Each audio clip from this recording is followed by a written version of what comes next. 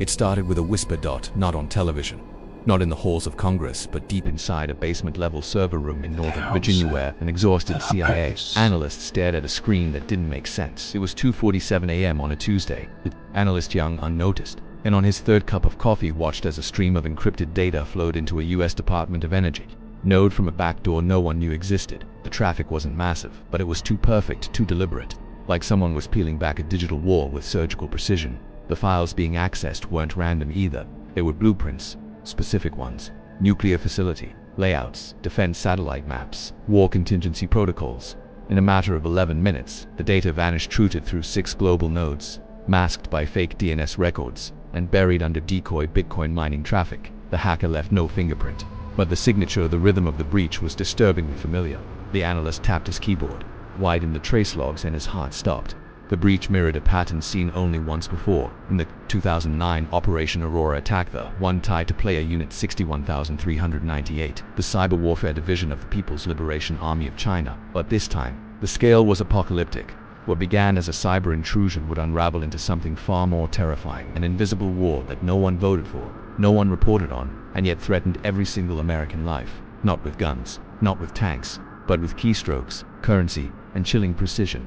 And what they didn't know yet was this: it wasn't just a breach, it was a countdown, a silent prelude to the most dangerous political, financial, and nuclear face-off the world hadn't seen since the Cuban Missile Crisis. Except this time, there would be no red phone, no press conference, and no warning. Only exposure, only collapse, only silence.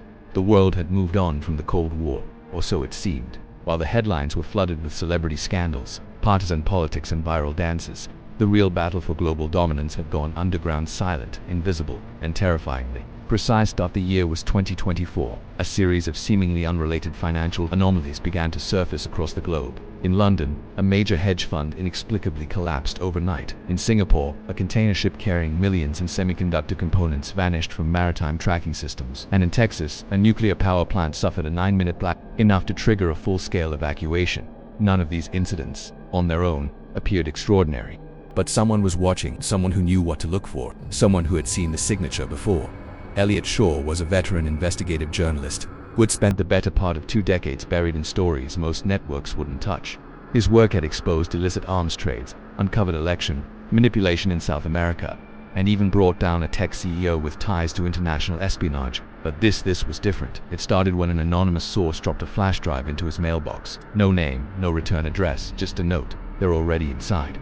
The drive contained fragments of intercepted communication logs, cryptographic keys, and surveillance footage of high-ranking American defense contractors meeting privately with unregistered foreign agents. Elliot didn't recognize the full scope at first, but the deeper he dug, the darker it got. The communications were layered with obfuscation, but they all pointed in one direction: China, specifically, to an operation codenamed Project Silent Rain. It wasn't just espionage, it was a coordinated, multi-pronged infiltration, cyber, economic, psychological, and infrastructural, designed not to destroy America but to replace it. Phase 1, the financial sabotage. The economic assault began through shadow networks built on cryptocurrency laundering schemes. Bitcoin mixers, privacy coins like Monero, and untraceable NFT transactions were being used to funnel billions into shell companies registered in tax havens. These shells would then invest in legitimate American industries: shipping, logistics, pharmaceuticals, and even military subcontracting.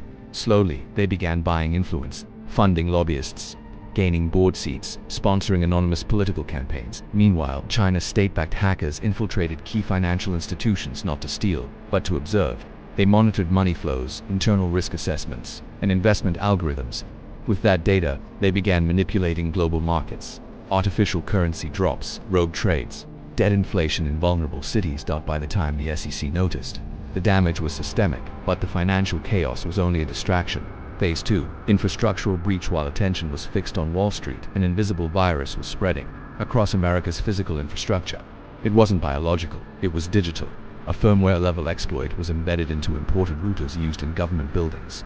These devices created silent, tunneled data leaks that transmitted encrypted packets to offshore servers in the South China Sea. Power grids began to flicker. Traffic light systems misfired in major cities, leading to unexplained air traffic control software glitched at odd intervals, almost causing mid-air collisions. No one knew the systems were being tested for deeper failure. Elliot's source called it preemptive paralysis. The idea wasn't to bring America down in one blow, but to inject So much uncertainty into every layer of the system that trust would erode from within. Phase 3. Cognitive warfare. And then came the war of perception. Misinformation campaigns flooded American social media, not from troll farms in Moscow, but deep AI labs buried in Chengdu and Shenzhen. These AI systems could mimic the tone, phrasing, and logic of every American ideological subgroup from far left to far right. They didn't push propaganda. They echoed fears, amplified outrage, and fanned cultural fires. Vaccination misinformation, fake whistleblower stories, engineered conspiracy theories connecting China's enemies to fabricated human rights abuses. The result: America was too busy fighting itself to notice the hand pulling the strings. Phase 4. Asset activation. That's when the operatives embedded through business takeovers and green card investments began to move. Some were corporate execs, others were mid-level administrators in sensitive infrastructure sectors: utilities, energy, data management. They didn't launch attacks, they made mistakes, deleting logs, misrouting shipments, canceling security updates. Individually, minor, but together, devastating. Elliot knew he was on borrowed time.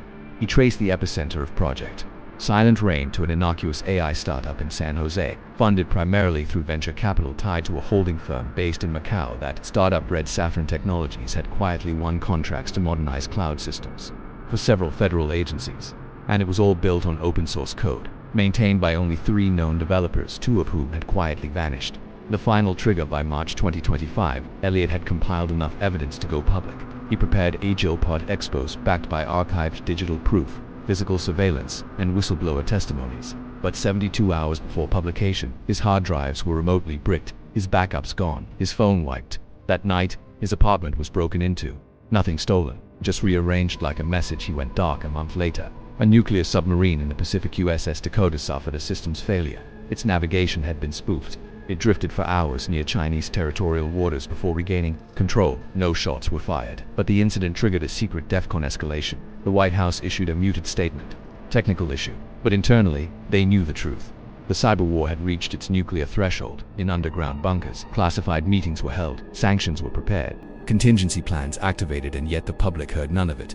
Because to admit the truth would be to reveal the extent to which the United States had already been compromised, not by invasion, but by precision, by patience, by a campaign executed in shadows. Elliot resurfaced 3 months later in a secure location in Iceland, having smuggled out the last surviving fragments of his data via an analog reel-to-reel recording system. He uploaded it to the dark web. The files were titled, "How to Destroy a Superpower Without Firing a Bullet." They went viral, then they vanished, and the world just moved on. But the war didn't end, because the most dangerous war is the one you don't even realize you're fighting. And that war is still happening now. But if you think this was just a story, think again. Everything you just heard, every whisper, every breach, every silent move in the dark was based on real operations, real tactics, and real investigations buried beneath layers of denial. The Cold War never ended. It evolved, and it's being fought not with missiles, but with markets, media, and mind games. Now the question isn't whether war will come, but whether you'll notice before it's too late. If this story opened your eyes, if you felt the quiet panic of what lies beneath the headlines, then don't scroll away in silence. Drop your thoughts in the comments. Do you think we're already inside World War III without even knowing it? Share this with someone who still believes peace is permanent. And if you want more real, chilling stories like this one, hit subscribe. Because on this channel, America's Hidden Crimes, we don't look away. We go deeper. Stay alert, stay questioning, and above all, stay awake. Because the silence is louder than you think.